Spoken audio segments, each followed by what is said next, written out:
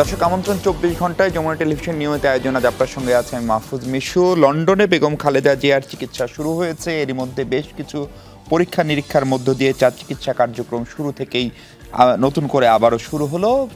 সবার প্রত্যাশা তিনি দ্রুত সুস্থ হয়ে তার সন্তান বিএনপির ভারপ্রাপ্ত চেয়ারম্যান তারেক রহমানকে নিয়ে তিনি দেশ ফিরবেন, এটা দলের নেতাকর্মীদের প্রত্যাশা। আবার নেতাকর্মীরা এটাও বলছেন যে কোনোভাবেই তারেক রহমানকে নিয়ে খালেদা জিয়ার দেশে ফেরায় ঠেকানো যাবে না, নানা রকম ষড়যন্ত্র চলছে। এইসব বিষয় নিয়ে আমরা কথা বলতে চাই। আমার সঙ্গে কথা বলার জন্য স্টুডিওতে আছেন ডাকসুর সাবেক ভিপি ও গণ অধিকার পরিষদের সভাপতি নুরুল হক নূর। স্বাগত আপনাকে। আছেন জাতীয় নাগরিক কমিটির যুগ্ম আহ্বায়ক আরিফুল ইসলাম আদিব। আপনাকেও স্বাগত। আমার সঙ্গে বাসা থেকে যুক্ত হচ্ছেন ধানমন্ডির বাসা থেকে ব্যারিস্টার নাসিরউদ্দিন আহমেদ অসীম, বিএনপির আন্তর্জাতিক বিষয়ক সম্পাদক এবং আইনজীবী। অসীম ভাই, আপনাকেও স্বাগত। কিন্তু আমরা আলোচনাটি শুরু করতে চাই একটু লন্ডন থেকে বিএনপির কেন্দ্রীয় নির্বাহী কমিটির সদস্য এবং বাফুপে প্রেসিডেন্ট যিনি খালেদা জিয়ার এই সফরে তার সঙ্গেও আছেন জনাব তাবিথ আউয়ালকে দিয়ে। তাবিথ আউয়াল, আপনি নিশ্চয়ই শুনতে পাচ্ছেন। আপনি যদি আমাকে শুনতে পান, আপনারা নিরাপদে পৌঁছেছেন। আমরা একটু ছোট করে যদি বলেন যে খালেদা জিয়ার এই শরীর নিয়ে তিনি একটা দীর্ঘ জার্নি করলেন, যাত্রা পথটা কেমন ছিল, তিনি কেমন আছেন এবং উনি এখন কেমন আছেন, চিকিৎসকরা কি বললেন মূলত তাকে দেখে? ধন্যবাদ। আসসালামু আলাইকুম যমুনা টিভির মাধ্যমে সকল দর্শককে। আমরা আজকে সকালে হিথ্রো এয়ারপোর্টে পৌঁছিয়েছি সকাল 8:30টায়। আর তারপরে বেগম খালেদা জিয়া দেশনেত্রী এবং সাবেক প্রধানমন্ত্রী সরাসরি এয়ারপোর্ট থেকে হসপিটালে চলে গিয়েছেন।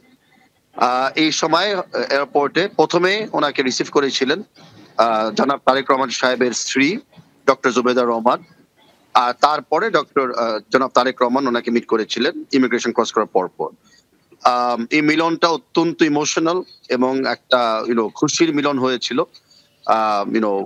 বউ এবং ওনার ছেলে ওনাকে দেখেছিলেন, কিন্তু তাৎক্ষণিকভাবে ঠান্ডার কারণে আমরা তাড়াতাড়ি ওনাকে গাড়িতে তুলে হসপিটালে নিয়ে এসেছিলাম।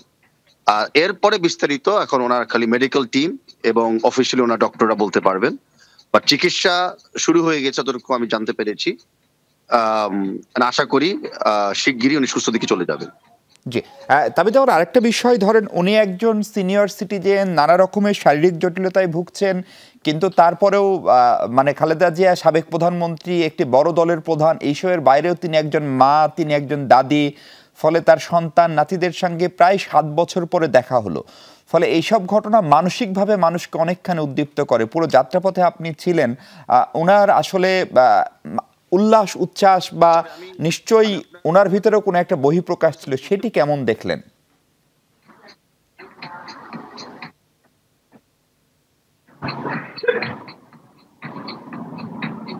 সরি, আপনার ভয়েস ক্লিয়ার না। তবে তাহলে আপনি যদি আমাকে শুনতে পান, এখন নিশ্চয়ই শুনতে পাচ্ছেন।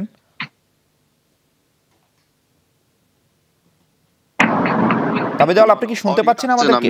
সরি, আপনি কি শুনতে পাচ্ছেন এখন? আমরা সম্ভবত আপনার অডিওটি হারিয়েছি নেটওয়ার্কের কারণে। আমরা আরেকবার ট্রাই করব আপনার কাছে আসার জন্য। আমরা একটু ব্যারিস্টার নাসিরউদ্দিন অসীমের কাছে যেতে চাই। ব্যারিস্টার অসীম, আপনি নিশ্চয়ই শুনতে পাচ্ছেন। আপনার কাছে আমার প্রথম প্রশ্ন হচ্ছে যে সাবেক প্রধানমন্ত্রী বিএনপি চেয়ারপারসন খালেদা জিয়া তো চিকিৎসার জন্য গেলেন, এটি খুবই কাঙ্ক্ষিত এবং তার চিকিৎসা শুরু হয়েছে। তার চিকিৎসক জাহিদ হোসেন জানিয়েছেন, তাবিথ আউয়াল নিজের সঙ্গে ছিলেন, তিনিও বলছিলেন তিনি ভালো আছেন। আমার পরের প্রশ্নটা হচ্ছে যে উনি তো গেলেন, চিকিৎসা শুরু হলো, কিন্তু খালেদা জিয়ার মামলাগুলোর ভবিষ্যৎ কি? এবং আজকে জনাব তারেক রহমানকে নিয়ে তার ফেরার একটা কথা দলের নেতাকর্মীরা প্রত্যাশা করে, সেইটা ফেরার ক্ষেত্রে কোনো চ্যালেঞ্জ দেখেন কিনা? আপনি যেহেতু আইনজীবী এবং মামলাগুলোর সঙ্গেও জড়িত, ফলে তারেক রহমানের মামলাগুলোরই বা ভবিষ্যৎ কি? তিনি কবে নাগাদ ফিরতে পারেন? ধন্যবাদ আপনাকে এবং আপনার মাধ্যমে যমুনা টেলিভিশনের অগণিত দর্শক শ্রোতাদেরকে আমি শুভেচ্ছা জানাচ্ছি। মূলত দেশনেত্রী বেগম খালেদা জিয়া ফেসিস্টের কারাগার থেকে যখন মুক্ত হয়েছেন, অন্তর্বর্তীকালীন সরকার যখন হয়েছে, ফেসিস্টের পতন যখন হয়েছে, তার পরবর্তীতেই কিন্তু এই অন্তর্বর্তীকালীন সরকার বেগম খালেদা জিয়াকে সম্পূর্ণভাবে মুক্তি দিয়েছেন। এটাই কিন্তু বেগম খালেদা জিয়ার জন্য একটা মানসিক শক্তির বড় উৎস। আপনি একটা জিনিস খেয়াল রাখবেন যে দেশনেত্রী বেগম খালেদা জিয়া আপনার ন্যায় বিচার বঞ্চিত হয়েছিলেন, প্রথম কথা একটা। আরেকটা জিনিস যেটা মানবাধিকার বঞ্চিত হয়েছিলেন। ওনার চিকিৎসার জন্য বিভিন্ন সময় ওনার মেডিকেল টিম বলেছিলেন যে ওনাকে বিদেশ পাঠানো অত্যন্ত প্রয়োজন। ওনাকে বিদেশ না পাঠিয়ে ওনার স্বাস্থ্যের যে অবনতি, ক্রমাবনতি যেটা ঘটেছে, সেটার জন্য ফেসিস্ট সরকারের বিচার হওয়া উচিত। এটা হলো একটা বিষয়। যখন আপনি মুক্তি পাবেন তখন মুক্তির আনন্দটাই কিন্তু একটা ভিন্ন রকম। তার মধ্য দিয়ে দেশনেত্রী বেগম খালেদা জিয়া যখন দীর্ঘ 7 বছর পর তার পরিবারের তার বড় ছেলে, যিনি বাংলাদেশ জাতীয়তাবাদী দলের নেতৃত্ব দিয়েছেন ওনার অনুপস্থিতিতে, তার সঙ্গে দেখা হয়েছে। তার পুত্রবধূ ডক্টর জুবাইদা রহমান, তার একমাত্র দৌহিত্রী আপনার জনাব তারেক রহমানের সন্তান আপনার ব্যারিস্টার জাইমা রহমান, তাদের সঙ্গে দেখা হয়েছে। এটা স্বাভাবিকভাবেই কিন্তু একজন মানুষকে মানসিকভাবে অনেক বেশি সুস্থ করে তোলে। যতটুকু স্বাস্থ্যের অবনতি ওনার ঘটেছে কিংবা শারীরিক যে ওনার যে অবস্থা, কন্ডিশন যেটা আমরা মনে করি, সেটা অনেকটাই মনে করেন যা আপনার উত্তরণের পথে একটা বড় সহায়ক ভূমিকা হিসেবে নিয়েছে বলে আমি মনে করি। জনাব তারেক রহমান সাহেব ফিরবেন বা ফিরবেন না সেটা ওনার একান্ত ব্যক্তিগত ব্যাপার। জনাব তারেক রহমান সাহেবের দেশে ফিরতে কোনো বাধা নেই। তবে আমি আপনাকে একটা জিনিস বলি, যে সন্তান তার মা চিকিৎসার জন্য বিদেশ যাবেন, এবং আমরা আজকে দেখেছি দেশনেত্রী বেগম খালেদা জিয়া 9টা 5 মিনিটে যখন আপনার ইমিগ্রেশন ক্রস করে এসছেন, তখন আপনার ডক্টর জুবাইদা রহমান ওনাকে রিসিভ করেছেন, জনাব তারেক রহমান সাহেব রিসিভ করেছেন, এবং জনাব তারেক রহমান সাহেব নিজে ড্রাইভ করে ওনার মাকে ক্লিনিকে নিয়ে গিয়েছেন, হসপিটালে নিয়ে গিয়েছেন। পরবর্তীতে এই যে ট্রিটমেন্ট কি হবে না না হবে, এটা কিন্তু সাংঘাতিকভাবে কনফিডেন্সিয়াল একটা বিষয়, যেটা কখনো প্রেসে আসা উচিত না। কারণ এবং ডক্টর পেশেন্ট যে রিলেশনশিপ, সেটা কেউ কোনোদিন সে দেশে ডিসক্লোজ করবে না, এবং আমাদের দেশেও সেটা কিন্তু কখনো সমীচীন না। জি, সেটা নিয়ে আমাদের কোনো প্রশ্ন নাই। আপনি বলছিলেন যে তারেক রহমান সাহেব চাইলেই দেশে ফিরতে পারেন, তার বিরুদ্ধে এখনো বেশ কিছু মামলা সক্রিয় আছে। সেই মামলাগুলো কবে নাগাদ আপনারা শেষ করতে পারবেন? এই প্রসঙ্গে আমি আপনাকে একটা কথা বলছি, মামলার যে প্রক্রিয়াটা, এটা তো একটা বিচার প্রক্রিয়া কিংবা আপনার যে প্রসিজিওর, যেটা আদালতের, উচ্চতর আদালত বলেন, নিম্নতর আদালত বলেন, প্রত্যেকটার কিন্তু একটা প্রসিজিওরাল একটা সময় আছে। সেই সময় অনুযায়ী কিন্তু মামলাগুলো চলছে। অনেক মামলার নিষ্পত্তি হয়েছে, কোনো মামলা হয়তো দেখা গেছে বেগম খালেদা জিয়ার প্রত্যাহার করেছে সরকার। জনাব তারেক রহমান সাহেব কিন্তু সবগুলো মামলা কিন্তু কন্টেস্ট করছেন। ওনার আর অল্প কটা মাত্র মামলা আছে, প্রায় 82টা মামলার মধ্যে ওনার 18টা মামলা আছে। আজকেও একটা মামলার শুনানি হয়েছে, আগামীকালকেও সেটা আপিল বিভাগে শুনানি হবে। এই শুনানি নিষ্পত্তি সাপেক্ষে ওনার ফিরতে কোনো অন্তরায় নেই। এমনকি তিনি এখনো কিন্তু আসতে পারেন, বা চাইলে আগেও আসতে পারতেন, কিন্তু যেহেতু ওনার মা চিকিৎসা নেবেন, এবং প্রেফারেবলি যেহেতু ওনার বড় ছেলে জনাব তারেক রহমান লন্ডনে আছেন, উন্নত চিকিৎসার জন্য লন্ডনকে প্রেফার করেছেন সম্ভবত, এবং চিকিৎসা চলাকালীন সময়ে বড় সন্তান, এবং ওনার তো এখন একমাত্র সন্তান জনাব তারেক রহমান সাহেব, তো সে কারণে মায়ের প্রতি পুত্রের যে কর্তব্য, সেই কর্তব্যটা আমরা আগে উনি পালন করুক। আমি মনে করি নিঃসন্দেহে বিএনপির নেতাকর্মীরা এবং দেশের জনগণের যে প্রত্যাশা, জনাব তারেক রহমান ফিরবেন, কিন্তু তার আগে নিশ্চয়ই সকলের প্রত্যাশা তিনি তার মায়ের সেবা শুশ্রূষা এবং মাকে অ্যাটেন্ড করবেন। এটাই কিন্তু এই মুহূর্তে সবচেয়ে একদম পরিষ্কার। ব্যারিস্টার নাসিরউদ্দিন অসীম, আপনি আমাদের সঙ্গে থাকুন। তাবিদাওয়ালকে কি আমরা পেয়েছি নাকি? আচ্ছা, আমরা তাবিদাওয়ালকে পাইনি। আমি একটু নুরুল হক নূর আপনার কাছে যেতে চাই। দুটো বিষয়, একটা হচ্ছে বিএনপি নেতা, সিনিয়র নেতা জয়নুল আবদিন ফারুক আজকে একটি অনুষ্ঠানে বলেছেন যে তারেক রহমানকে নিয়ে খালেদা জিয়া ফিরবেন, কোনো ষড়যন্ত্র এটাকে ঠেকাতে পারবে না। এই ষড়যন্ত্রটা আসলে কিসের ষড়যন্ত্র, কে করছে ষড়যন্ত্র, এবং এই ভয়টা কেন মানুষ মনে করছে? আবার কেউ কেউ -2 কথাও বলছে। আসলে বিএনপি এখানে ষড়যন্ত্রটা কোথায় দেখে? আপনাকে এবং দর্শকদেরকে শুভেচ্ছা জানাই। জয়নুল আবেদিন ফারুক ভাই যে কথা বলেছেন, ষড়যন্ত্রের কথা কিংবা তারেক রহমানের দেশে ফিরে আসা নিয়ে অনিশ্চয়তার কথা, এটার পেছনে কোনো যৌক্তিক কারণ আছে কিনা উনি কিংবা বিএনপির যারা বলে থাকেন তারা ভালো বলতে পারবেন। তবে আমি একজন বলেন সাধারণ নাগরিক হিসেবে বলেছেন যে ফখরুদ্দিন মঈনুদ্দিনের চেয়েও ভয়ঙ্কর ষড়যন্ত্র চলছে দেশে। রাইট, এটা হচ্ছে আমি একজন সাধারণ নাগরিক হিসেবে আমি ওইভাবে কোনো ষড়যন্ত্র দেখি না। সহজ ইকুয়েশন হচ্ছে বাংলাদেশে এই আপনার 75 থেকে 90 পর্যন্ত সামরিক শাসন এবং ক্ষমতা দখলের এবং পাল্টা দখলের নানান অভ্যুত্থানের পরবর্তীতে আমরা 91 থেকে তো পার্লামেন্টারি ডেমোক্রেসিতে এই 33 বছর ধরে সেইখানে দুইটা দলই কিন্তু ক্ষমতায় ছিল, আওয়ামী লীগ এবং বিএনপি। তার মধ্যে অন্যতম একটা শক্তিশালী দল যারা 16 বছর ক্ষমতায় ছিল একদলীয় এবং কর্তৃত্ববাদী শাসন কায়েম করে একেবারে বলা চলে আপনার মসজিদের ইমাম মুয়াজ্জিন থেকে সচিবালয় এমন কোনো জায়গা নাই যে তাদের একটা বলয় তৈরি করে নেই। তাদের এই জুলাই গণ অভ্যুত্থানে নির্মম একটা নিষ্ঠুর পতন হয়েছে। একেবারে টপ লিডার থেকে শুরু করে ওই আবার যে মসজিদের ইমাম মুয়াজ্জিন খতিবকে যেমনিভাবে আপনার দলীয়করণ করেছিল, বাইতুল মোকাররমের খতিব সহ পালিয়েছে। সেইখানে সেকেন্ড অপোজিশন বা ধরেন সেকেন্ড দলটা হচ্ছে বিএনপি। এখন যারা ক্ষমতায় আছে একটা অন্তর্বর্তীকালীন সরকার, যাদের কোনো রাজনৈতিক ব্যাকআপ নাই, রাজনৈতিক দল নাই, মাঠে তাদের পক্ষে ধরেন মাঠ নিয়ন্ত্রণ করার জন্য প্রশাসনও ওইভাবে তাদের প্রশাসন না। কারণ কি বাংলাদেশের ওই প্রশাসনও কিন্তু আপনার যখন বৃষ্টি যেই দিকে ছাতা ওই দিকে ধরে। তা দেখেছি এতদিন আওয়ামী লীগ ছিল, তাদের সাথে আপনার খাতির টাতির করে লিঙ্ক লবিং করে প্রমোশন, এখন যারা আছে তাদের দিকেও তো ছাতা ধরার কথা। এখন ওই দিকের চেয়ে বেশি ধরছে আপকামিং পাওয়ার আসতেছে। কারণ দেখতেছে যে বিএনপি ইজ কামিং টু পাওয়ার প্রায় অনেকখানি সম্ভাবনা। তো কাজে এখন কিন্তু ছাতা ওইদিকে। প্রশাসনের নিয়ন্ত্রণ আমি মনে করি এখন সরকারের চেয়ে বিএনপির আর জামাতের হাতে আছে বেশি। তাহলে এই সরকার যদি সঠিকভাবে রাষ্ট্র পরিচালনা করতে চায় এবং রাষ্ট্রকে স্থিতিশীল রাখতে চায়, যেখানে আবার একটা পরাশক্তি যদিও ভারত এখন পর্যন্ত হয় নাই কিন্তু হয়ে উঠতেছে, তো কাজে এখানে একটা বড় পরাশক্তি, এই মানে উদীয়মান পরাশক্তি, শক্তিশালী দেশ যারা কিন্তু প্রকৃত অর্থে এখন পর্যন্ত এই গভর্নমেন্টের প্রতি যে অ্যাপ্রোচ 5 মান্থে, তাতে কিন্তু গভর্নমেন্টের প্রতি খুব পজিটিভ না, বরঞ্চ এইখানে সংখ্যালঘু কিংবা হিন্দু নির্যাতনের বিভিন্ন ট্রাম্প কার্ড ব্যবহার করে ইন্টারন্যাশনালি এই সরকারকে আপনার প্রোপাগান্ডা ছড়িয়ে আপনার কিছুটা তার ইমেজ ক্ষুণ্ণ করার চেষ্টা করছে, চাপে রাখার চেষ্টা। তাহলে তার একটা শক্তিশালী দল প্রয়োজন হবে দেশের এই রাষ্ট্র পরিচালনায়, পলিটিক্যাল ব্যাকআপ। সেটা হচ্ছে তার জন্য রেডি আছে বিএনপি।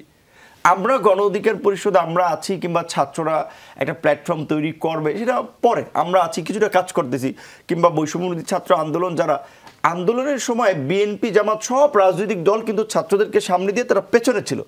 এখন কিন্তু সবাই যার যার পলিটিক্যাল অর্গানাইজেশন বিল্ড আপের দিকে ফোকাস। ছাত্রদেরও সেই এখন আর জনসমর্থন ওই লেভেলে নাই, কারণ বিএনপি সমর্থন দিয়েছে, জামাত দিয়েছিল, আমরা দিয়েছি, এখন তো আমরা সবাই যার যার পলিটিক্যাল প্ল্যাটফর্ম দিয়ে কাজ করতেছি। তাহলে এই সরকারের কাছে কিন্তু বিএনপি এবং সত্যিকার অর্থেই জামাতের মতো দুটো সংগঠিত শক্তি এবং সরকারও কিন্তু অনেকখানি তাদেরকে সমীহ করা, খাতিল করা, মহব্বত করা, তাদেরকে ভাগ বাটোয়ারা দেওয়া, এটা কিন্তু দিচ্ছে।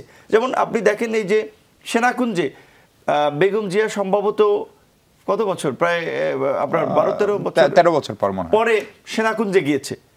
আমি সেখানে ইন্টারন্যাশনাল, আপনি যেহেতু ডিপ্লোম্যাটিক কোর কাভার করেন ডিপ্লোম্যাটিক কমিউনিটিকে, আমি সেখানে 3-4টা ডিপ্লোম্যাটদের সাইডে দাঁড়িয়ে শুনছিলাম, ওনারা বলতেছিল যে সেন্টার ইজ বেগম জিয়া, হ্যাঁ, যে সবার মূল কেন্দ্রবিন্দুতে উনি, বিকজ ওই ডিপ্লোম্যাটরা ওই একটা সেশনে ধরে ফেলতেছে যে উপদেষ্টারা যাচ্ছে, প্রধান উপদেষ্টা, বিভিন্ন রাজনৈতিক সেনাপ্রধান, ডিপ্লোম্যাট। কাজে তাহলে এইরকম একটা দল বিএনপিকে এক্সক্লুড করে, মাইনাস করে এই দেশে এই সময় কোনো রাজনীতি সম্ভব না। এই কথাটা যারা বলছেন, যেটা বলছি সাধারণ নাগরিক হিসেবে, আমার কাছে মনে হয় অযথা বাড়িয়ে বলছেন, কিংবা কথা আমি কোনো যৌক্তিকতা খুঁজে পাই না। তারপরে বলছে হ্যাঁ, যেহেতু বিএনপির তারা প্রতিনিধিরা এই কথাটি বলছে, নিশ্চয়ই পর্দার আড়ালে কিছু খবরাখবর বিএনপি পাচ্ছে, সেটা বিশেষ নাসিরুদ্দিন অসীম ভাই আছে, তিনি ভালো বলতে পারবেন, বা আরো দু একজন তারা ভালো বলতে পারবে। আমার আপনি কোনো ষড়যন্ত্র দেখেন না।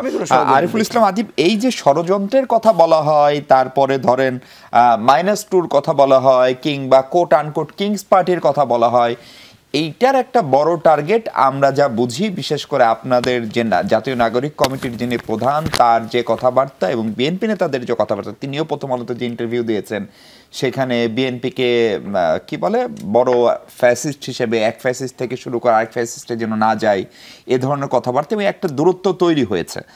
ফলে এটার একটা টার্গেট বোঝা যায় আপনারা, কারণ এ ধরনের প্রচেষ্টা বাংলাদেশে যে হয়নি সেটি বলার অপেক্ষা রাখে না, নিকট অতীতে 2006-7 সালেই হয়েছে। আপনারা আসলে কি সত্যি সত্যি কোনো ষড়যন্ত্র করছেন? এবং যেটা ভিপি নূর বলছিলেন যে আপনাদের যে জনপ্রিয়তা 5 আগস্ট পর্যন্ত ছিল বা 8 আগস্ট পর্যন্ত ছিল, সেটি কি অনেকখানি কমে গেল? প্রথমেই সবাইকে ধন্যবাদ জানাতে চাই, আপনাকেও ধন্যবাদ গুরুত্বপূর্ণ প্রশ্ন তোলায়। আপনি প্রথমে বেশ কয়েকটি শব্দ ইউজ করছেন, -2, কিংস পার্টি, ষড়যন্ত্র, এবং মানে এগুলো রাজনীতিবিদরা ইউজ করেন, আমরা কোট করেছি, মানে কোট করেছেন আর কি। তা আমি যদি একটু পাল্টা প্রশ্ন করি যে এই সরকারের কিং কে, মানে এটা যদি আমি জিজ্ঞেস করি, বিএনপি বা অনেকে বলেন যে এটা কিংস পার্টি হচ্ছে, তাহলে কিং কে এই সরকারের? মানে আমরা যদি যেটা দেখি, কিংস হচ্ছে না এইটার প্রধান হিসেবে আমরা ডক্টর ইউনূসকে দেখি। জাতীয় নাগরিক কমিটি গঠন হয়েছে 8ই সেপ্টেম্বর। নাগরিক কমিটি পরিচালিত হচ্ছে এই অভ্যুত্থানের সাথে সংশ্লিষ্ট যে তরুণরা ছিলেন, যাদের শিক্ষার জীবন শেষ হয়ে গেছে, তাদেরকে নিয়ে তৈরি হয়েছে। সরকারের সরাসরি কেউ কিন্তু এই নাগরিক কমিটির প্ল্যাটফর্মের সাথে সরাসরি যুক্ত নেই। এক, তাহলে আমাদের যে তিনজন ছাত্র উপদেষ্টা, বিশেষ করে নাহিদ, আসিফ, মাহফুজ, তারাও সরাসরি নেই? না, সরাসরি তারাও নেই, মানে পরোক্ষভাবে আছেন? না, পরোক্ষভাবেও নেই। কারণ হচ্ছে যে আমাদের কোনো সাংগঠনিক কাঠামোর সাথে তারা যুক্ত নেই। যেহেতু বিএনপি তারা মনে করছে, যেহেতু শিক্ষার্থীদের সাথে আন্দোলনের অংশ হিসেবে তারা ওখানে গিয়েছেন, তারা মনে করছেন যে তারা আমাদের সাথে সরাসরি সংযুক্ত, কিংবা হচ্ছে তারা একটা পার্টি গঠন করতেছেন। তাহলে আমরা যদি পাল্টা প্রশ্ন করি যে বিএনপিকে আগে ডিটেক্ট করতে হবে যে নাহিদ ইসলাম যদি যুক্ত, নাহিদ ইসলামকে সরকারের কিং, মানে বিএনপিকে এটা মনে করে যে এই সরকারের মূল কিং হচ্ছে নাহিদ ইসলাম, দেন সে ক্লেম করতে পারে যে নাহিদ ইসলাম কিছু একটা করার চেষ্টা করতেছে, যেটা সে, যদিও তারা এই প্রশ্নের সরাসরি অ্যান্সারগুলো করে নেই। দ্বিতীয়ত বিষয় হচ্ছে যে তারা বলতেছে -2, তারপরে তারা বলতেছে তাদেরকে ষড়যন্ত্র করা হচ্ছে। -2 আমি মনে করি এই শব্দটা বলা মানে হচ্ছে গণহত্যাকারী একটা দলের সাথে বিএনপি তার দলকে তুলনা করছে। এটা হচ্ছে সবচেয়ে বড়, মানে তাদের, মানে মনে করি যে এটা এক ধরনের ভুল তাদের বিশ্লেষণ। কারণ আপনি যদি আওয়ামী লীগের রাজনীতিগুলো যে দেখেন, যে এই জুলাই আগস্টে যে 2000 অধিক মানুষকে শহীদ করছে, আপনারা যখন নতুন রাজনৈতিক বন্দোবস্ত, আপনারা যখন বলেন যে এক ফ্যাসিবাদকে সরিয়ে আর এক ফ্যাসিবাদকে মানুষ ক্ষমতায় দেখতে চায় না, তখন কি বিএনপির এই ভয়টা আসাটা খুব যৌক্তিক না? আমরা তো উল্লেখ করেছি যে আরেক ফ্যাসিবাদ কিংবা স্বৈরতন্ত্রকে দেখতে চাই না। এটা আমরা কোন দিক থেকে আশঙ্কা করছি, সেটা হচ্ছে আমাদের স্বাধীনতার পরবর্তী 72-এ যে সংবিধান তৈরি হয়েছে, সেই সংবিধানের কাঠামোটা এমনভাবে তৈরি, একজনকে, অর্থাৎ প্রধানমন্ত্রী, তিনি রাষ্ট্রের সর্বময় ক্ষমতার অধিকারী। ফলে একজন ব্যক্তি যখন সর্বময় ক্ষমতার অধিকারী হন, তিনি স্বাভাবিকভাবে গঠনতন্ত্র বা সাংবিধানিকভাবেই কিন্তু তিনি স্বৈরাচার হয়ে যান। অর্থাৎ আওয়ামী লীগ গত সময় যেই অপরাধগুলো করছে, 14 সালে তারা যে বক্তব্য দিছে যে বিএনপিকে বাহিরে রেখে নির্বাচন করছে, তারা কিন্তু সংবিধানের দোহাই দিয়ে করেছে।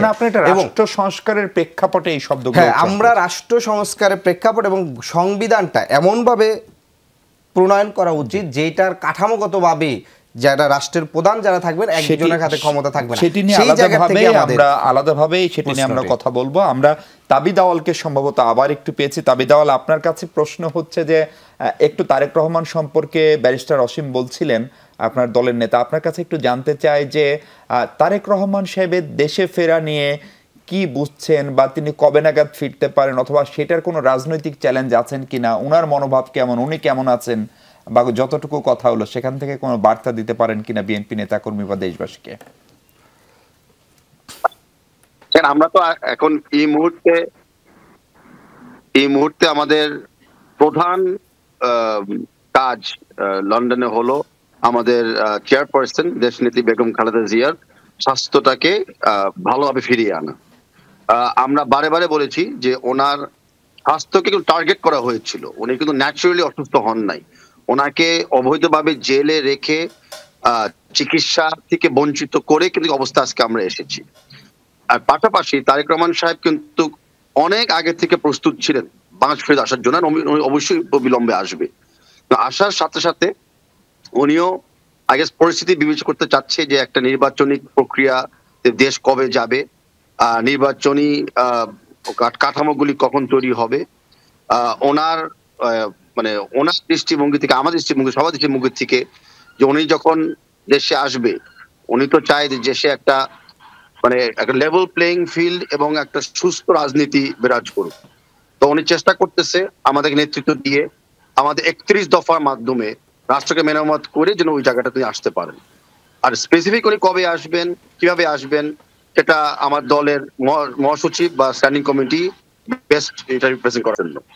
জি জি, অনেক ধন্যবাদ তাবিদ আওয়াল আমাদের সঙ্গে যুক্ত হওয়ার জন্য। আপনি ভালো থাকবেন, সুস্থ থাকবেন। বিএনপির আন্তর্জাতিক বিষয়ক সম্পাদক ব্যারিস্টার অসীম আছেন আমাদের সঙ্গে। ব্যারিস্টার নাসিরউদ্দিন অসীম, আমরা একটু আগে কথা বলছিলাম যে বিএনপি আসলে কোথায় ষড়যন্ত্র দেখে, বিশেষ করে তারেক রহমানকে ফেরানো নিয়ে, আগামী নির্বাচন নিয়ে, -2 নিয়ে। নুরুল হক নূর বলছেন যে পুরো প্রশাসন, সরকার, রাষ্ট্রযন্ত্র সবকিছুতে এখন আসলে বিএনপি চালায় এবং সরকারও বিএনপিকে অনেক সমীহ করে চলে, বড় দল হিসেবে তারাই ক্ষমতায় যাবে। ফলে আপনার দলের বিভিন্ন নেতৃবৃন্দ, রুহুল কবির রিজভী সাহেব, জয়নাল আবদিন ফারুক আজকেও বলেছেন, এই ষড়যন্ত্রের ভয়টা আসলে কেন, নাকি এটি কেবলই একটি পলিটিক্যাল রেটরিক? অনেকগুলো বিষয় এর মধ্যে কিন্তু জড়িত। আপনার গণ অধিকার পরিষদ জনাব নুরুল হক নূর এবং আপনার আমার সহ আলোচক একটু আগে যিনি বলছিলেন যে -2 নিয়ে বিএনপি কি আওয়ামী লীগের সঙ্গে নিজেদেরকে তুলনা করছেন। প্রথম কথাটা হচ্ছে যে -2 বলে আওয়ামী লীগের অস্তিত্ব এই মুহূর্তে নেই। শেখ হাসিনার পতন হয়েছে, শেখ হাসিনা দেশ ছেড়ে পালিয়েছেন, অতএব উনি কিন্তু জিরোতে আছেন, মাইনাসে আছেন অলরেডি। তো সেখানে আপনার বিএনপির কোনো নেতা বা জয়নাল আবদিন ফারুক সাহেব যে -2 রেফারেন্স দিয়েছেন, আমি মনে করি না সেখানে বিএনপিকে আওয়ামী লীগ বা শেখ হাসিনার সঙ্গে তুলনা করার কোনো অবকাশ আছে।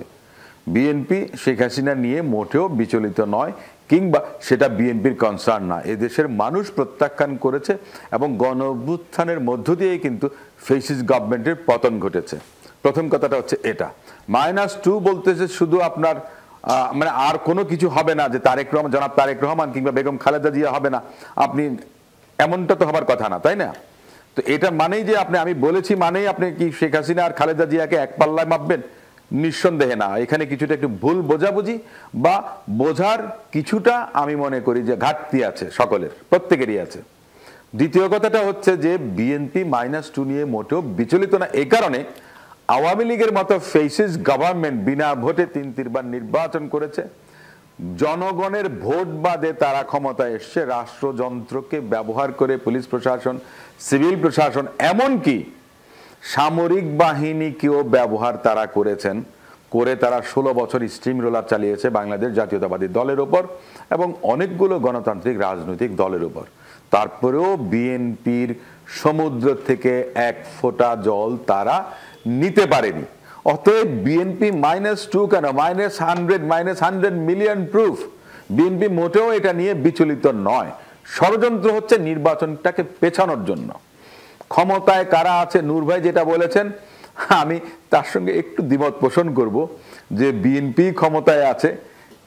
আপনি যদি মনে করেন যে বৃহত্তর রাজনৈতিক দল এবং বড় দল হিসেবে আগামীতে ক্ষমতায় আসতে পারে, যে প্রশাসনের কর্তা ব্যক্তিরা ভাবছেন যে বিএনপি আসবে, অতএব ওই যে হাওয়া যেদিকে আপনার নৌকার পালের এইটা বোধহয় সেদিকে যাবে, সেটাকে সেভাবে না দেখে অন্যভাবে আমরা একটা দেখি যে জনগণ সকল ক্ষমতার উৎস।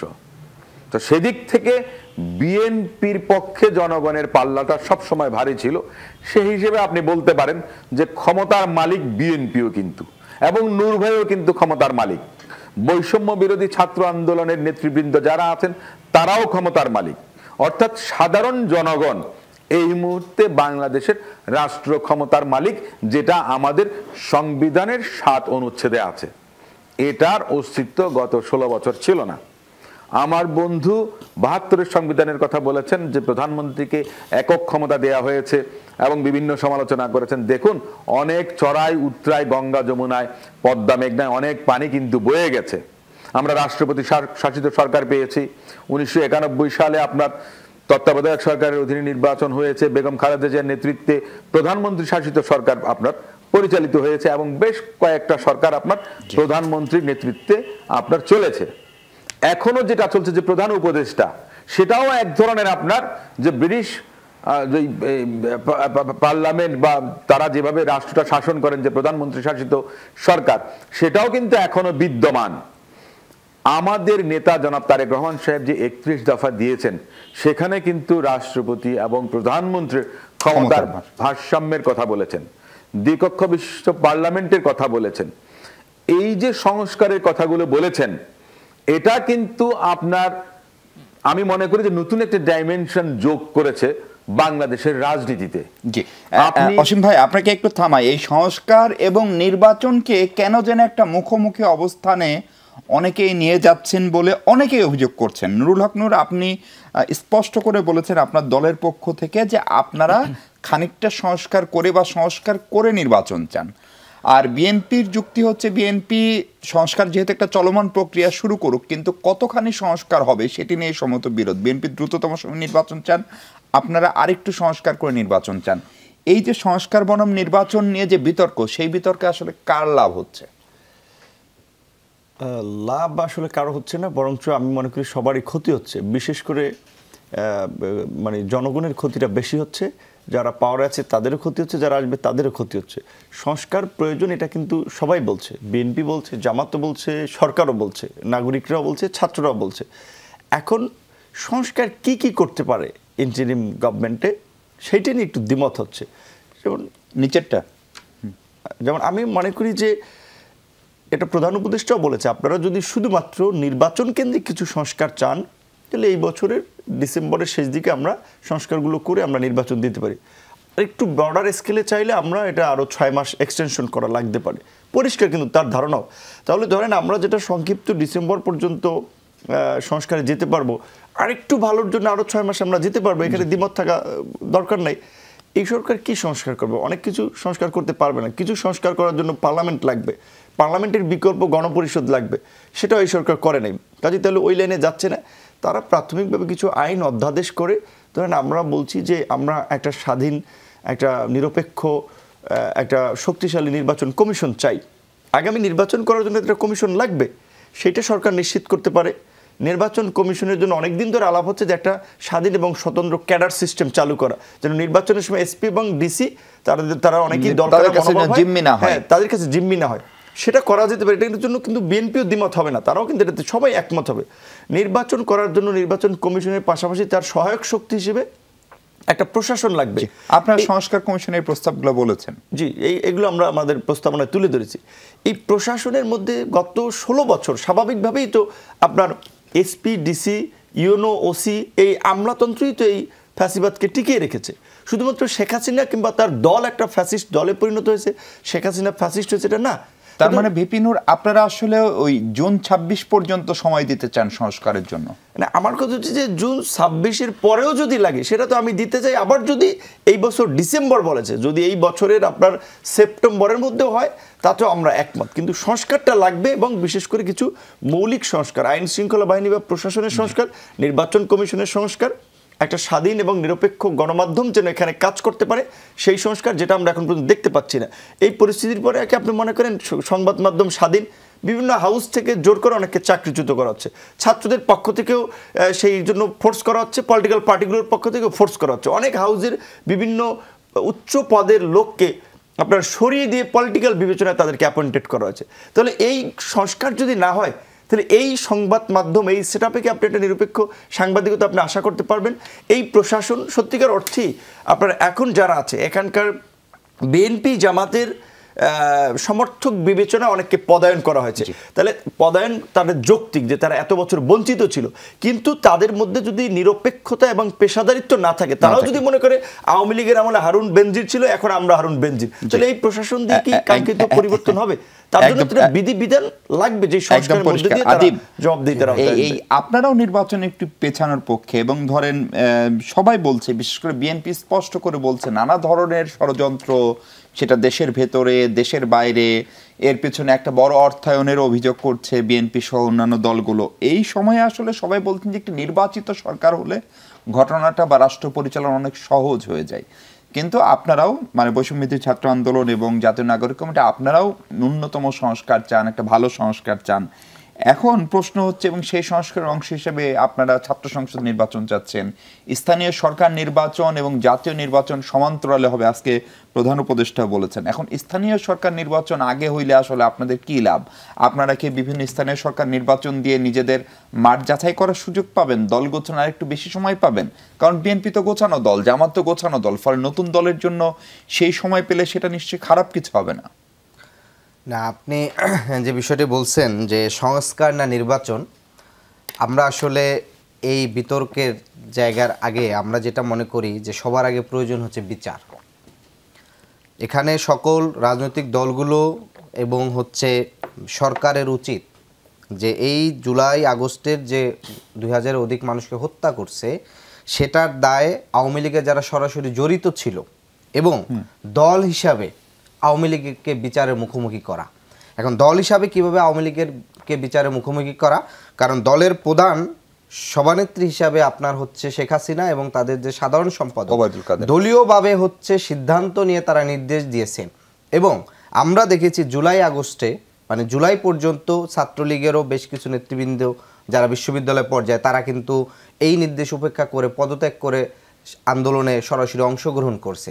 যারা আন্দোলনে সরাসরি অংশগ্রহণ করে না কিংবা দলীয় এই নির্দেশনাকে নিজেদের মেনে হচ্ছে সরাসরি জড়িত হয়েছিল, ফলে আওয়ামী লীগের অবশ্যই এই বিচারের জায়গাটা আনতে হবে। এই বিচারটা তো ধরেন শুরু হয়েছে, আপনাদের কেন মনে হচ্ছে নির্বাচন হওয়ার পরে যদি নুরু বা আপনি বা অসীম ভাই যে কেউ ক্ষমতায় আসেন তিনি কেন এই বিচারটা করবেন না? এটা আমাদের মনে হওয়ার বিষয়টা না, বিষয়টা হচ্ছে যে এখানে যারা সরাসরি আন্দোলনের নেতৃত্বে ছিল অবশ্যই ধরেন হচ্ছে আপনার সকল রাজনৈতিক দল অংশীজন ছাত্র জনতা মিলে আন্দোলনটা সফল করেছে, কিন্তু আপনি যাকে 5ই আগস্ট পর্যন্ত যাকে নেতৃত্বের সামনে দিয়ে দিয়েছেন, ফলে এই বিচারটা যদি আওয়ামী লীগের অতি দ্রুত যদি না করা যায় তাহলে পরবর্তীতে আওয়ামী লীগ যদি কোনোভাবে, এবং আমরা ইতিমধ্যে এটা কেন আশঙ্কা করছি, কারণ আমরা আগস্ট পরবর্তী বৃহৎ দলের কিছু বক্তব্য যে আওয়ামী লীগ নির্বাচনে আসবে কি আসবে, আওয়ামী লীগ রাজনীতিটা জনগণ সিদ্ধান্ত নিবে, কিংবা হচ্ছে আওয়ামী লীগকে নির্বাচনে নিয়ে আসাটা হচ্ছে নির্বাচনকে পার্টিসিপেট করার ক্ষেত্রে এই যে বক্তব্য, সেটা দ্বারা আমরা মনে করি যে আওয়ামী লীগের প্রতি গণহত্যাকারী দলের প্রতি এই দলের একটি যে মনোভাব সেটি আসলে আমাদেরকে শঙ্কিত করে।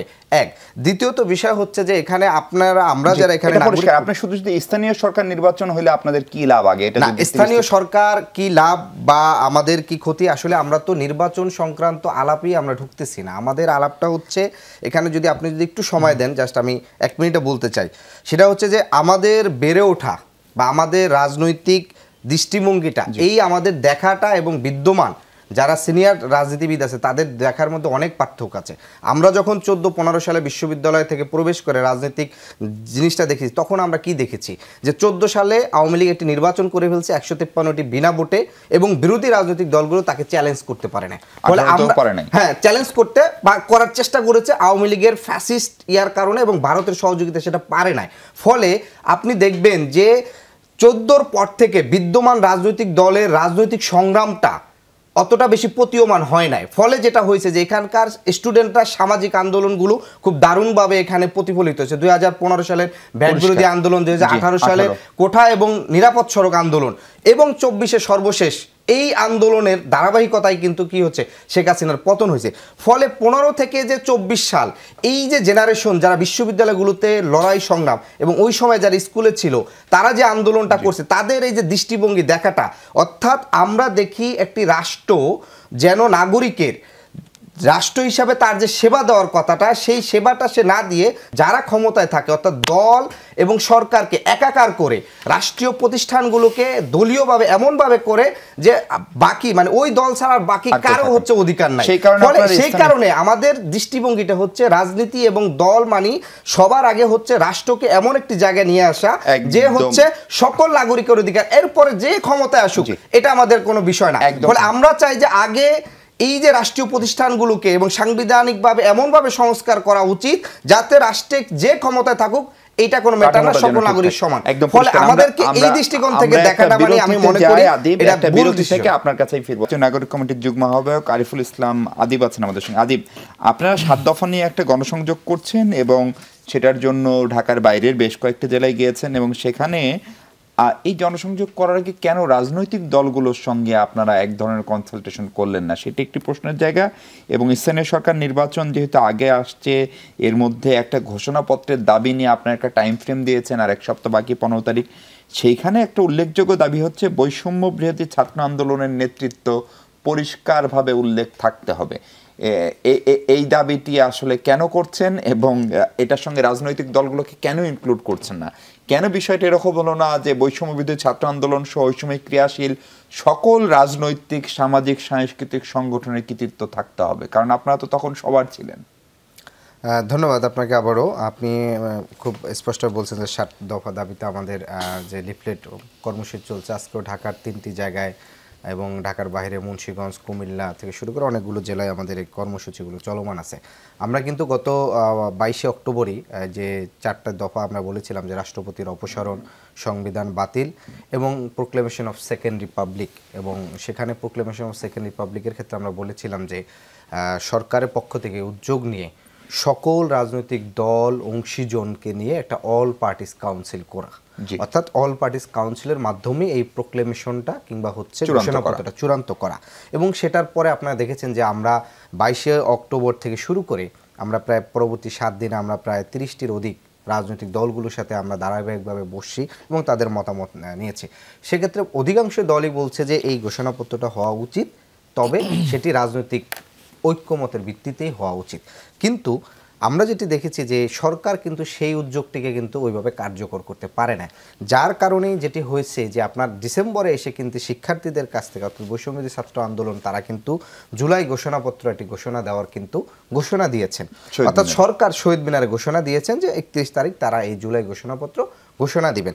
এবং আমরা দেখেছি যে এই ঘোষণাপত্র ঘোষণা দেওয়ার পরের দিনই হচ্ছে সরকারের পক্ষ থেকে তাদের যে প্রেস সেক্রেটারি তিনি যেটা করলেন যে এটির সাথে সরকারের কোনো সম্পর্ক নাই। একদিন পরে তার হচ্ছে আবার তিনি সুইং করে বললেন যে এটি সরকার উদ্যোগ নিবে।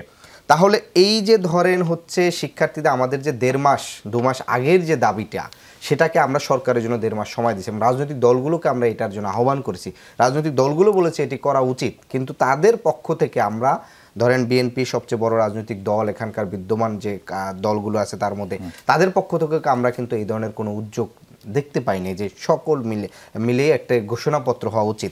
এই ঘোষণাপত্রটি অবশ্যই হওয়া উচিত। এখন আপনি বলছেন যে ঘোষণাপত্রে কেন বৈষম্যবিরোধী ছাত্র আন্দোলন উল্লেখ থাকতে হবে, মানে কেন অন্যদেরটা থাকবে না? বৈষম্যবিরোধী ছাত্র আন্দোলন থাকা নিয়ে কোনো সমস্যা না, কেন উল্লেখ থাকবে না বলতে নেতৃত্বের ক্ষেত্রে বলা হয়েছে, অর্থাৎ জুলাইতে যে কমিটির গঠন হয়েছে এবং 5ই আগস্ট 3রা আগস্ট কিন্তু এক দফা কিংবা হচ্ছে সরকারকে চলে যাওয়ার ঘোষণাটা কিন্তু বৈষম্যবিরোধী ছাত্র আন্দোলন, শুধু বৈষম্যবিরোধী ছাত্র আন্দোলন কিন্তু এখন একক কোনো আলাদা কোনো শুধু আইডেন্টিটি না, বরং বৈষম্যবিরোধী আন্দোলন 5ই আগস্ট পর্যন্ত বিএনপি বলেন, গণ অধিকার বলেন, সকল রাজনৈতিক দল এবং অংশীজনদের সম্মিলিত নেতৃত্বের জায়গায় তারা ওই 5ই আগস্ট থেকে 3রা আগস্ট কিন্তু তারা শহীদ মিনারে ঘোষণা দিয়েছে। ফলে তারা নেতৃত্বে থেকে যেহেতু এই ঘোষণাটা দিয়েছে, ফলে যদি 5ই আগস্ট না ঘটতো তাহলে কিন্তু নেতৃত্বের ঘোষণার জায়গা থেকে কিন্তু সবার আগে কিন্তু তাদেরকে কিন্তু আপনার এর কাঠগড়ে কিন্তু দাবি করতো। ফলে আপনি ঘোষণাপত্রটা এই সময়ের থেকে আমি না দেখে বরং এই ঘোষণাপত্রটা তো আগস্টের জায়গা থেকে ফ্রেম থেকে দেখতে হবে। আগস্টের সময় আপনি যাকে নেতৃত্বের সামনে পাঠিয়ে দিয়েছেন, আপনি যাকে বিপদ দেখে কিংবা হচ্ছে কৌশলগত জায়গা থেকে যেই জায়গা থেকে বলেন, আপনি যাকে সর্বোচ্চ রিস্কে ফেলেছেন, ফলে নেতৃত্বটা তার ওটা পরিষ্কার স্পষ্ট হয়ে লেখা থাকবে। শতভাগ একমত হয়ে বলি, ধরেন এই আন্দোলনের অনেক আগে নুররা যখন নিরাপদ সড়ক আন্দোলন শুরু করেছে, একাধিকবার মার খেয়েছে, জেলখানায় গিয়েছে, নাসিরউদ্দিন অসীমদের অসংখ্য মানুষ, ইলিয়াস সহ অনেকে গুম হয়ে গেছেন, সেই প্রেক্ষাপটটা যে তৈরি করলো সেটাকে আপনাদের কাছ থেকে অনেক সহজ করেছে না? তাহলে তাদেরকে সেই কৃতিত্বের ভাগ দিতে সমস্যা? না, তাদের তো কৃতিত্বের ভাগ দিতে সমস্যা আমরা বলি নাই, কিংবা তাদেরকে দেওয়া হবে না। বলা হচ্ছে যে এই অভ্যুত্থানের নেতৃত্বটা তার উল্লেখ করা, কিন্তু এখানে যে বিএনপি উল্লেখ থাকবে না বা অন্যরা উল্লেখ থাকবে না সেটা কিন্তু বলা হয় না। বরং আমরা এখানে স্পষ্ট বলছি গত 15 বছরে যতগুলো গুম হয়েছে, বিচার বহির্ভূত হত্যাকাণ্ড হয়েছে, এগুলোর বিচারের বিষয়গুলো হচ্ছে স্পষ্ট। অসীম ভাই আপনি যদি শুনতে পান, আমি শেষ সময় আপনার কাছে যেটা জানতে চাওয়া, আবারও ওই জাতীয় সংসদ নির্বাচন বনাম স্থানীয় নির্বাচন আগে হলে অসীম ভাই আপনাদের কি সমস্যা? আসলে প্রফেসর ইউনূসের সরকার এই নির্বাচন কমিশনের যদি জাতীয় নির্বাচনে আপনারা আস্থা পান, তাহলে স্থানীয় সরকার নির্বাচন এদের আওতায় করলে কি হবে? মানে সংকটটা কোথায় বা আপত্তিটা কেন বিএনপির? না, আমি সংকটের কোনো কিছুই দেখি না। আমার কথা হচ্ছে ডিম আগে না মুরগি আগে, অবস্থাটা হয়ে গেছে এরকম। মানুষ তো আপনার ভোটাধিকার ফেরত পাবার জন্য লড়াই করেছে, সংগ্রাম করেছে, যুদ্ধ করেছে। জাতীয় সংসদ নির্বাচন নিয়েই কিন্তু আপনার এ দেশে অচলাবস্থা তৈরি হয়েছে। তিনটা জাতীয় সংসদ নির্বাচন হয়েছে, যেখানে ভোটারবিহীন হয়েছে, কখনো রাতের অন্ধকারে হয়েছে, কখনো বিনা ভোটে হয়েছে। মূল অভীষ্ট লক্ষ্যটাই ছিল ওটার থেকে উত্তরণের একটা পথ। স্থানীয় সরকার নির্বাচন একটা ইম্পর্টেন্ট বিষয়, এ ব্যাপারে কোনো সন্দেহ নেই। কিন্তু দেখা গেছে বিগত 16 বছরে স্থানীয় সরকার নির্বাচনগুলো যে কোনো প্রকারেই হোক বিভিন্ন সময় বিভিন্নভাবে হয়েছে। আপনারা দেখুন আওয়ামী লীগের এই 16 বছরে কিন্তু বিএনপিও কিন্তু একটা সময় 14 সালের আগ পর্যন্ত অনেকগুলো স্থানীয় সরকার নির্বাচনে, চট্টগ্রাম বলেন, রাজশাহী বলেন, সিলেট বলেন, খুলনা বলেন, আপনার প্রত্যেকটা জায়গায় বিএনপি তাদের মেয়র নির্বাচিত হয়েছেন এবং কমিশনারও অনেক বেশি নির্বাচিত হয়েছিল। তারপরে কিন্তু সরকার ইউটার্ন নিয়েছেন যে আপনার ভোটের বাক্সে লাথি মারো, আপনার ওই বাকশাল কায়েম করো, এক ধরনের অবস্থা যেটা যাকে বলা হয়, সেই পথে কিন্তু তারা চলেছেন। সেজন্যই বলছি যে কোনটা মুখ্য বিষয়। আমরা তো লড়াই করেছি সংসদ নির্বাচনের মধ্য দিয়ে একটা গণতান্ত্রিক সরকার নির্বাচিত হবে। স্থানীয় সরকার কিন্তু জাতীয় সরকার বা রাষ্ট্র পরিচালনার সরকারের সঙ্গে সংশ্লিষ্ট কোনো বিষয় নয়। তবে নৈতিকভাবে আমি একটা জিনিস মনে করি, স্থানীয় সরকারকে শক্তিশালী করা উচিত। সংস্কার যদি হতে হয় সেটার হওয়া উচিত। সংসদ সদস্যদের বরং ক্ষমতা কমানো প্রয়োজন। আমি পৃথিবীর বিভিন্ন দেশে দেখেছি, একদম পরিষ্কার। আমরা স্থানীয় সরকার নিয়ে আলাদা করে আলোচনা করব। আমি শেষ সময়ে নুরুল হক নূর, আপনার কাছে এই জুলাই অভ্যুত্থানের কৃতিত্ব নিয়ে মনে হচ্ছে যে একটা প্রতিদ্বন্দ্বিতা হচ্ছে, একটা টানাপোড়েন তৈরি হচ্ছে, ফলে এই জুলাই অভ্যুত্থানের কৃতিত্ব আসলে কার?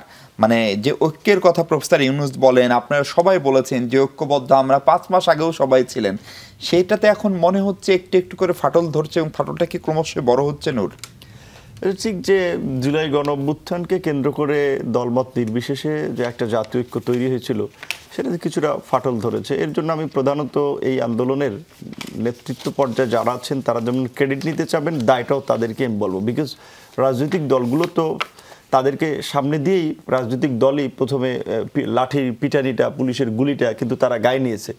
এই আন্দোলনের শুরুর দিকে যদি ধরেন 19 জুলাই রাতে আমি গ্রেপ্তার হয়েছিলাম, তো আমাকে কেন গ্রেপ্তার? আমি তো সমন্বয়ক ছিলাম না, আমি তো সামনে ছিলাম না, বিকজ আমার তো একটা রোল ছিল বিধে আমাকে গ্রেপ্তার করেছে। কিংবা 18 তারিখ রুহুল কবির রিজভী ভাই প্রেস ক্লাব থেকে গ্রেপ্তার হলো। বিএনপি জামাতের অসংখ্য নেতাকর্মী গ্রেপ্তার হয়েছে। ছাত্রদেরকে গ্রেপ্তার করেছিল, ডিবির কয়েকদিন ওখানে রেখে আবার কিন্তু ছেড়ে দিয়েছে। দ্যাট মিনস সরকার কিন্তু পরিষ্কারভাবে বুঝতে পেরেছে যে এইটা শুধুমাত্র ছাত্র আন্দোলন না, এইটা একটা পলিটিক্যাল আন্দোলন। তৎকালীন প্রধানমন্ত্রী শেখ হাসিনা স্পষ্ট করে বলেছেন দ্যাটস ট্রু, এটা ছাত্রদের ইস্যু ছিল, কিন্তু আন্দোলনটা শেষ দিকে পলিটিক্যাল আন্দোলনে ছিল এবং সমস্ত রাজনৈতিক দল এখানে এনগেজ হয়েছে, যেই কারণে কিন্তু সরকার তার প্রধান পলিটিক্যাল শক্তিকে কিন্তু এখান থেকে কাটেল করতে চেষ্টা করছে। বিএনপিকে সাইজ করেছে, জামাতকে সাইজ করেছে, কাজে কৃতিত্ব তো সবার। কিন্তু এখন ছাত্র যদি ভেবে থাকে যে আমরা করেছি, আমরাই সব কিছু মন মতো করবো, আমরা যেটা বলবো সেটা হবো, সেটা তো হচ্ছে না। তারা রাষ্ট্রপতিকে অপসারণ করতে চেয়েছে, জাতীয় ঐক্যমত ছাড়া করতে গিয়ে ফেল মেরেছে, পারে নাই। জুলাই ঘোষণাপত্র দিতে চেষ্টা করেছে, জাতীয় সমর্থন ছিল না, রাজনৈতিক দলগুলো সমর্থন করে, তারা কিন্তু পারে না। সবাই মিলে করতে হবে, তাদেরকে যাই চিন্তা ভাবনা করতে হয় ইনক্লুসিভ ওয়েতে কিন্তু করতে হবে। যেমন খুশি তেমন সাজো। অনেক ধন্যবাদ জিপিনুর, অনেক ধন্যবাদ আদিব, অনেক ধন্যবাদ ব্যারিস্টার অসীম। দর্শক, এই ছিল আলোচনা। ভালো থাকবেন সবাই, নিরাপদে থাকবেন। ধন্যবাদ সঙ্গে থাকার জন্য।